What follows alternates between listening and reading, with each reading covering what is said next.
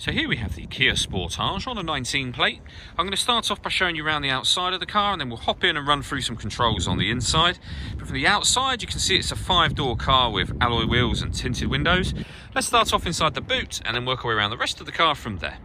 As we approach the boot, you'll see we have reversing sensors. This car's also got a reversing camera, plenty of boot space as well, along with that 60/40 split folding rear seat.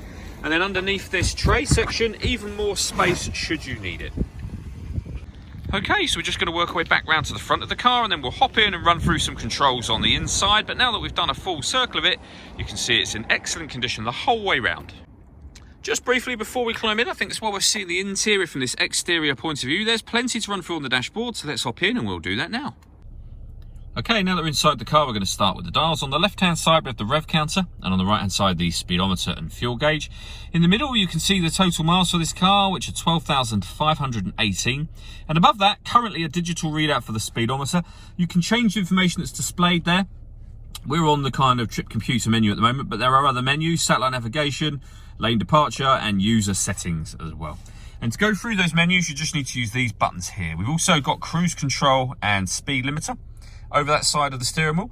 And on the left-hand side, we have stereo and phone controls, including voice activation for the phone. So you can hit that button just there, ask it to dial anyone in your contacts list, and it'll do that for you without you having to take your phone from your bag or your pocket.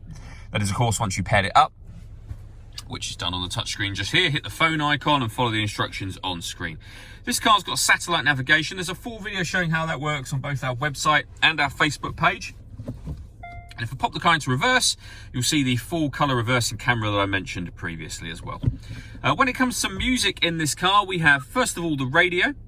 We have DAB, FM and AM radio all available to us, so plenty of ways of listening to music that way. If you want to listen to your own music, you can hit the media tab, which is greyed out at the moment because nothing is connected. You can listen to it via the USB input. You can also stream your music wirelessly via Bluetooth audio. And on top of that, we've got Android Auto and Apple CarPlay as well. So you can connect up your smartphone and kind of mimic the screen for your phone up on here. There's a couple of videos on our website that will show Apple CarPlay working, and Android Auto is much the same thing, but for Android, of course. Working our way down, we have the dual zone climate control. So you can adjust the passenger and driver temperatures, the fan speed up and down. You can determine where within the car you'd like the air to be distributed. Hit that button to turn the air conditioning on, or hit auto and the car will maintain the temperatures you've asked for by taking control of the fan speed itself, which you can hear it doing now. You can override that at any time you wish to. And all of these bits that I'm adjusting all show along the top of the main screen just there.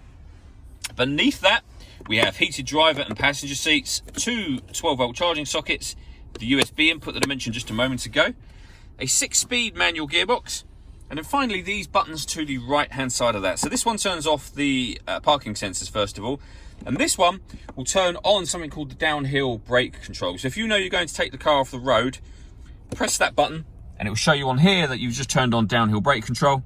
You can press it again to turn that off. All that leaves me to say is thank you for taking the time to watch this video. If you'd like to come and see the car in person and have a test drive, please feel free to call any of our MJA sites. We'd love to hear from you soon.